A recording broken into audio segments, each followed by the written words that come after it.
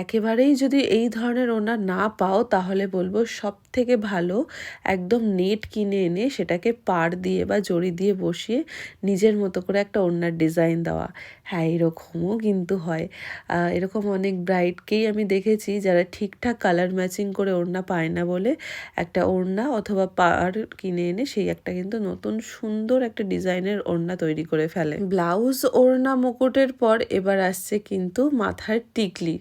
মাথার টিকলি তোমরা চেষ্টা করবে তোমাদের ফেস অ্যাকর্ডিং নেওয়ার, মানে তোমাদের কপাল যদি ছোট হয় তাহলে একদম ছোট্ট খাট্টোর মধ্যে একটা টিকলি নিতে হবে, আর কপাল যদি বড় হয় তাহলে কিন্তু একটু মোটামুটি নর্মাল বা মিডিয়াম সাইজে তোমাদেরকে টিকলি নিতে হবে। বিয়ের মরশুম কিন্তু শুরু হয়ে গেছে, তবুও এখনও অনেক ব্রাইড ভীষণভাবে চিন্তিত যে নিজের সাজটা নিয়ে কিভাবে তারা একটা কমপ্লিট সুন্দর গেট আপে তৈরি হবে।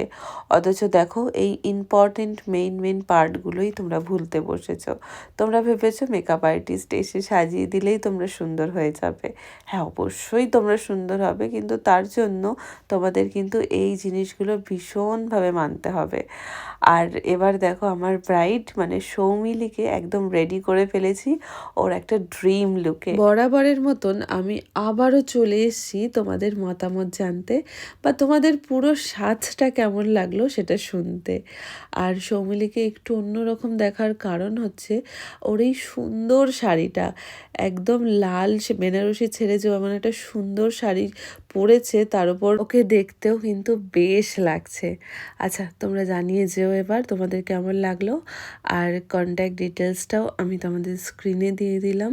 সৌমিলির মতো যদি আমার সুন্দর করে সেজে উঠতে চাও আমার হাত ধরে বা আমার হাতের ছোঁয়ায়, তাহলে কিন্তু তোমাদেরকে কন্ট্যাক্ট করতে হবে। চলো টাটা এবার।